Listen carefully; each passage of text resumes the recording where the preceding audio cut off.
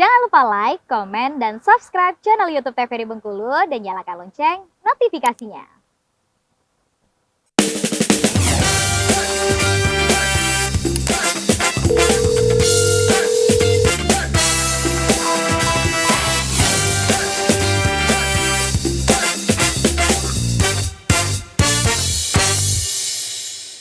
Terima kasih pemirsa, Anda masih setia bersama kami di Dokter Kito. Kita masih dengan tema yang sama hari ini, skizofrenia. Untuk pemirsa di rumah yang mau konsultasi bisa langsung di WhatsApp interaktif kita di 0851 7676 4648. Masih bersama Dr. Lisda dan juga Dr. Junia. Sebelum kita berlari kembali ke Salindia tadi dok ya, mengenai penyakit ini. Sebenarnya kalau kita sebagai keluarga dok ya, bagaimana kita mendeteksi kalau ada salah satu bagian keluarga kita ataupun teman terdekat kita yang mengidap penyakit ini dok? Siapa nih? Mungkin Dokter Lisda. Oke. Jadi sebenarnya ini nanti ada di ujung sebenarnya kita akan menjawab tentang fakta dan mitos terkait dengan gangguan jiwa karena ada banyak sekali mitos-mitos yang ada di masyarakat yang sebenarnya itu keliru gitu. Misalnya nih pasti Dokter Junia juga sering mendengar ya kalau orang dengan gangguan jiwa itu harus dijauhi, takutnya menular katanya. Padahal ini bukanlah penyakit yang menular misalnya. Jadi ada banyak mitos-mitos itu yang harus diluruskan. Nah, bagaimana sebenarnya kita sebagai keluarga ataupun kerabat, sahabat, teman dekat ketika kita mencurigai ada keluarga kita, anggota keluarga kita atau teman kita yang mudah mengarah ke gangguan jiwa gitu. Tentunya yang pertama kita harus mengenali dulu nih gejalanya. Meskipun sudah ditekankan oleh Dokter Junia tidak boleh self-diagnose. Artinya nggak boleh mendiagnosa sendiri. Jangan nanti setelah kita melihat tayangan ini lalu oh begini gejalanya terus akhirnya langsung diterapin ke anggota keluarga, langsung diponis kamu skizofrenia. Nggak juga seperti itu ya artinya.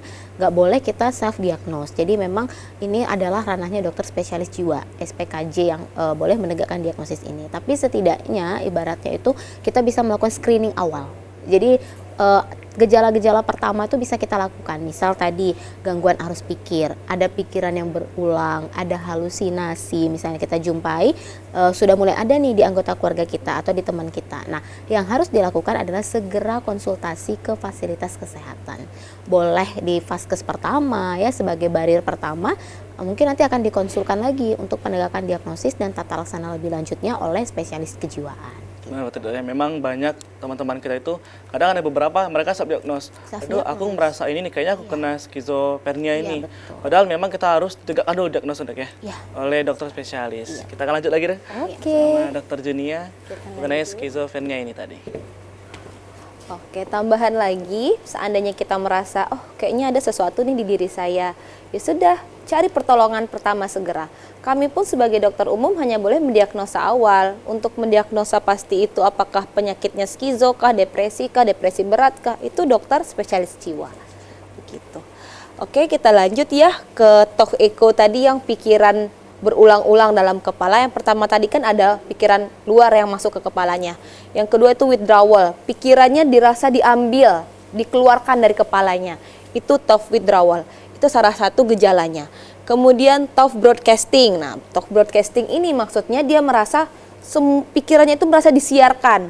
Jadi semua orang itu merasa merasa semua orang itu bisa mengetahui isi pikirannya. Itu thought broadcasting. Contohnya gimana, bentukannya gimana itu akan berbeda-beda setiap pasien A, B, C itu berbeda-beda.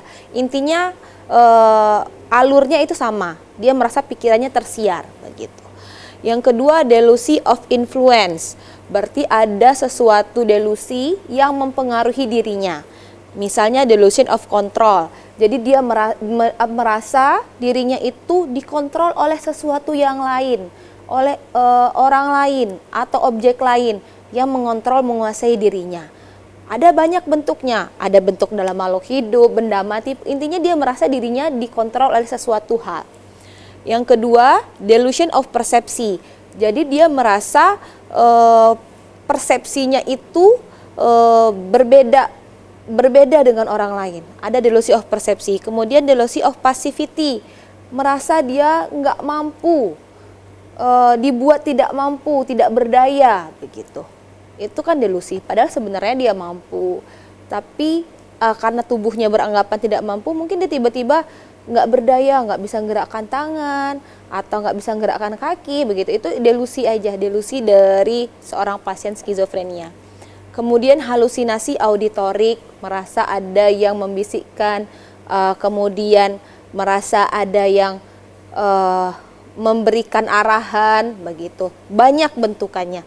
Intinya dia mendengar sesuatu yang tidak ada, yang orang normal tidak bisa dengar. Begitu. Kemudian waham-waham menetap jenis lainnya, ada banyak waham-wahamnya.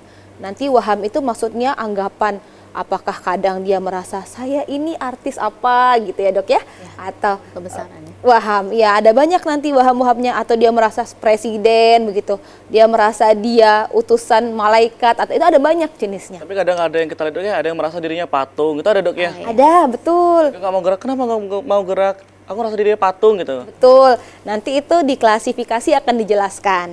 Oke, ini klasifikasinya ada banyak ya, saya jelaskan satu-satu.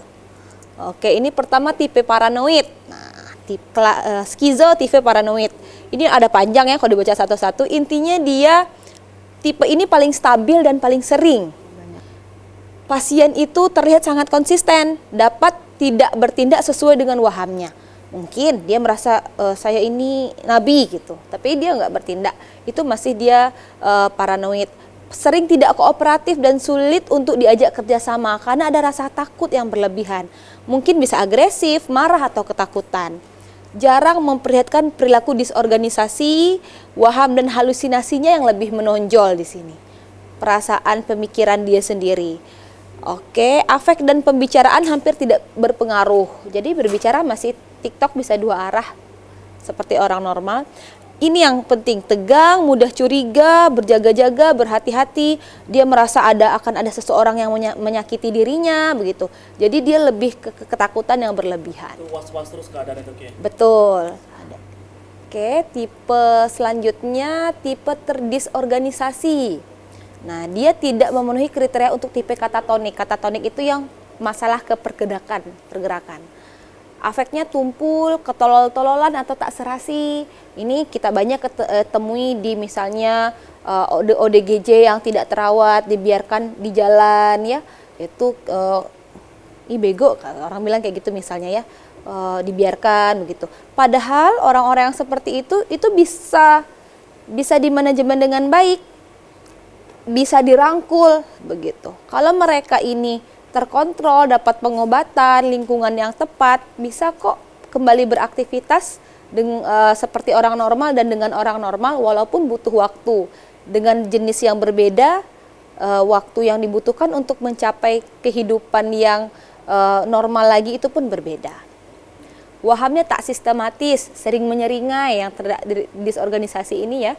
Afeknya dangkal dan tidak wajar, sering cekikikan, perasaan puas diri, senyum sendiri dan menyeringai. Nah, yang seperti ini yang sering dijahilin misalnya di jalan-jalan oleh anak-anak begitu. Ini sebenarnya yang perlu dirangkul. Kita sebagai masyarakat awam harus tahu, harusnya mereka tidak mendapat perlakuan yang tidak tepat. Kemudian proses pikir mengalami disorganisasi dan pembicaraan tidak menentu serta inkoheren. Berbeda dengan jenis yang paranoid, yang ini jenisnya malah pembicaraannya itu tidak menentu. Begitu.